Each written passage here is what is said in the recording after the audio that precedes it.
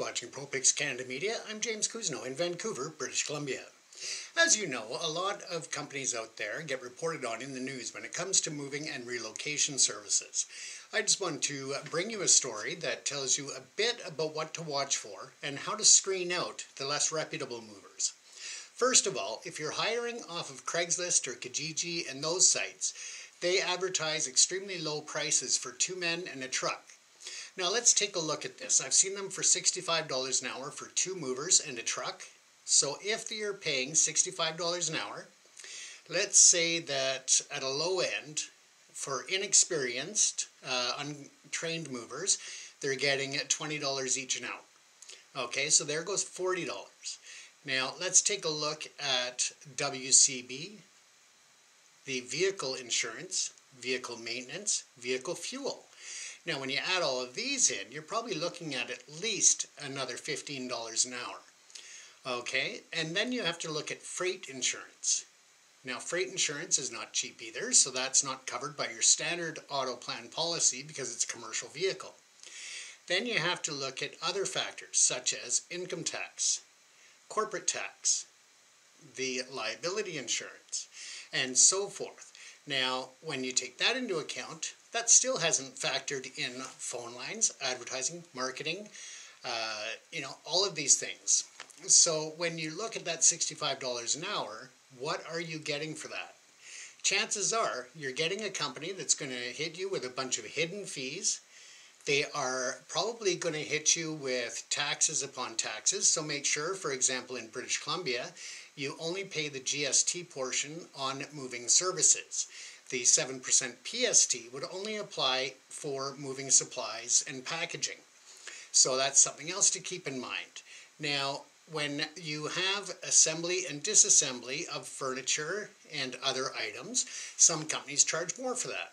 Well, you're already paying by the hour, so why should you have to pay additional service charges to cover things like an excess number of stairs, to cover furniture dismantling, to reassemble furniture, for, just the list goes on, that some companies just add service charges that just get ridiculous at the end of the day. You can contact other movers that will provide you with a rate. They send you an email confirmation, and for this example I will use Carry Movers of Vancouver. That's K-A-R-Y, Movers of Vancouver, and I do this in full disclosure is that it is my brother's company, so I'm quite familiar with how the industry works. I'm also very familiar with the companies out there that are fly-by-nights and that are taking advantage of customers. There are also companies that want to go out and get the weight and measurements of your load. So this here, again, if you're going on a long distance shipment, if you have a designated truck, so that means that the truck comes, loads your stuff and your stuff only, and then goes to the destination, say from Vancouver to Calgary. Okay, the amount of space in the truck is the same. If you are paying for a direct fleet, which means that you get the truck to yourself, so you're not mixing your goods with other people's bed bugs or mice or whatever else other people may have in their shipments. So you're the only one who has things in that truck. It is picked up on that truck, it is transported in that truck, and then it's delivered out of that truck. And that just makes your life so much easier because there's no cross-docking, things aren't getting multiply moved and shuffled around in a warehouse or onto other trucks and so forth. So it can save you a lot of headaches. The other benefit to a designated truck is, of course, that you can get your shipment loaded on your schedule. It goes to the destination city and is delivered on your schedule. You don't have other people's shipments on the same truck that you have to work around. So these are just some of the different factors that play into it. You also don't have the risk of any of your items being mixed with anybody else's and accidentally delivered to someone else and then never see it again. And so these are things to keep in mind. If a company does not have workers' compensation coverage, you are on the hook. If somebody gets hurt and the company is not carrying WCB or covering their employees, then they can come back to sue the resident of the home that hired them or the homeowner. So that is why when you are dealing with strata contracts and corporate contracts, government contracts, all of that, there is a requirement in most situations for corporate and government work to provide a letter of clearance from WorkSafe BC or your local WorkSafe affiliate. So these are things to keep in mind. Now, going back to the weight issue, if you get a flat rate, a guaranteed quote, that is what you pay, plus your tax, which is 5% GST. By paying by weight, you don't know what the weight of your goods are. You don't know if they are properly weighed. You don't know if the scale numbers have been fudged. And it's just a horrible way to look at it, because if your stuff fits in the truck, then, you know, that's all there should be to it. And the weight shouldn't really matter too much. Let's see, what else was I going to cover here? Of course, with the city rates, in city, generally the best option is not to go with a flat rate. It's actually to go with an hourly rate. And the reason for this is that when you are factoring in a local move, you have to go higher if you're doing a flat rate in terms of the pricing. You don't know what the access is going to be. You don't know if it's if the elevator is going to be broken down. You don't know if you're going to have to park a distance away from the building. You just don't know all of these variables. So what happens is that many companies will factor in contingencies such as this into the flat rate. At the end of the day, it costs you more almost every time than it would for just paying by the hour, which means that essentially most companies charge in half-hour increments. So you would pay from the start time to the finish time. If that takes 4.5 hours, then you'd be paying 4.5 times the hourly rate. And generally, 1 hour is generally the reasonable or industry standard for a travel time. That's a block rate, getting the driver and the truck and the swappers from the dispatch office to your location and then returning afterwards. So those are some tips for ensuring that you are covered and that you're getting a reputable mover. So when you look at the price, don't just base it on price alone. That's the biggest mistake that people make. For the extra savings, if a company breaks your television and they're not insured, or does damage to your leather recliner, things like that, it can add up real quick, and your savings are gone out the window, and you owe on these repairs or replacements that the insurance that the company doesn't have, of course, is not going to cover you because it doesn't exist. So make sure that they are insured, make sure they have WCB, make sure, you know, all of these things are important. So those are questions to ask. Something else that is in the industry are people who decide to pack on their own, which is great. I do suggest that you watch some videos online on YouTube just to make sure that you're packing correctly. One of the big issues that costs people money is using produce boxes and just liquor store boxes and that when they're all different shapes and sizes. It takes longer to load, to unload, and to move them about. So if you can get uniform size moving boxes, at the end of the day you're going to save the money that you spend on those materials. You're going to save generally on the hourly rates by a big number, so you're usually far off better ahead.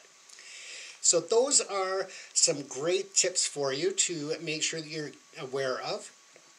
Again, service fees and charges, if it's not in your written quote, then, you know, that really, unless it's something way out of whack, you know, like you've got a grand piano you forgot to tell them about when you booked the move and they've got to call in a third person. You know, those are outside of the normal realm. But within reason, you've got to say, no, these service charges are ridiculous, as again, within reason. So, once again, written confirmation is so important.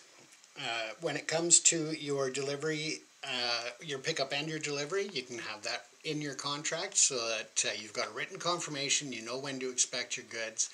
Of course, you know, there's some flexibility with the drivers if you are delayed a bit, but overall, you're pretty on time for the scheduling, and the drivers are even more on time in most cases than the customers, so that's good. In terms of self-move, so some people want to hire a U-Haul and or rent a U-Haul or a budget rental truck or whatever, and then they have issues when it comes to, especially this time of year, with mountain conditions going from BC to Alberta, for example, or across the ice-covered prairies. So just keep in mind that you're going to be paying for the truck, you're going to be paying for hotels, you're going to be paying for any damage if you do have an accident. Make sure you get the coverage. Just different things like that. So you want to price it out, but you also want to make sure that you are safe. If you haven't driven a big vehicle before, then it could be very risky for you to take the chance by driving long distance in a truck. If you do go that route, of course, you can always call a moving company to help you load the truck so the weight is evenly dispersed properly, and to make sure that the truck is secured in terms of the shipment, so there's no shifting and that sort of thing. So you can always hire movers to load your U-Haul and to unload it. You just go to movershelp.com and they can and it's right there. You can get the prices, all that stuff. So that's one. If you're in Metro Vancouver, I recommend 3J's moving service for the U-Haul help service, moving help. So that's something to keep in mind as well. Again, it could be, at the end of the day, with all the expenses and everything else, it could be much easier and cost efficient to just hire a moving company. But again, you should look at the numbers and decide what's best for you. Okay? And in terms of deposits, generally local moving companies do not charge deposits on booking a move. Okay, on long distance, it's very normal to pay a deposit, a percentage of your move costs, up to 50% depending on the company. I know for a fact that most are lower, but I would say at the very highest you go 50%. Now, the balance is due at arrival, so when they arrive at the destination prior to unloading, they will collect on the balance of that. And some people are concerned that what if there's something damaged? Well, that's why you make sure that the company is insured and that you have your copy of the bill of lading and the terms on it, so this way you're covered.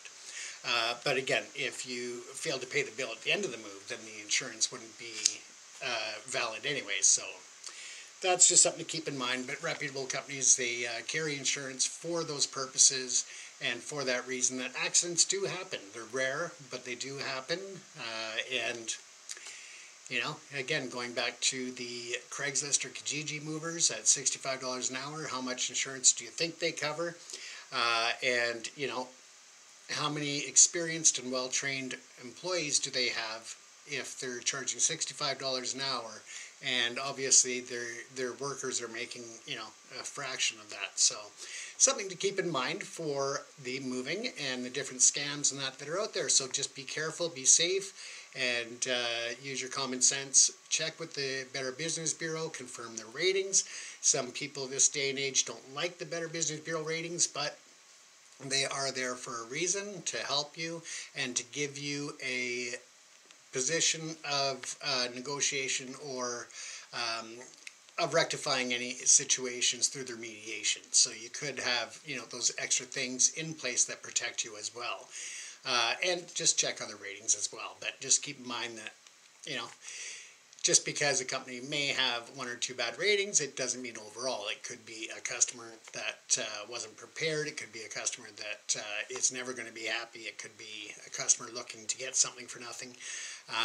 But I'm just saying, like, the majority of reviews are valid on any moving company, but they are also subjective to individuals. So just be careful of that. That's why I recommend the Better Business Bureau, because there is a verification process and there is follow-up with the complaints, and there is a mediation process that can help you to resolve any issues if they were to arise. So once again, if you are looking for moving help in Metro Vancouver, again, movinghelp.com, it's through U-Haul, and the company I would recommend on that site would be 3J's. And then in terms of moving for local long distance and residential, commercial, all of that sort of thing in Metro Vancouver and Western Canada, of course, I'm going to recommend my brother's company, Carry Movers, K-A-R-Y, movers.com. But there's also other companies out there, such as VICS, V-I-C-S Moving in Langley. Very good company as well. And Metropolitan, they're good out of Vancouver. So there are options out there. So shop around. Don't necessarily let the price dictate who you hire, because it could cost you much more in the end. Take care, everyone. Once again, I'm James Cousineau at ProPix Canada Media here in Vancouver, British Columbia. Take care.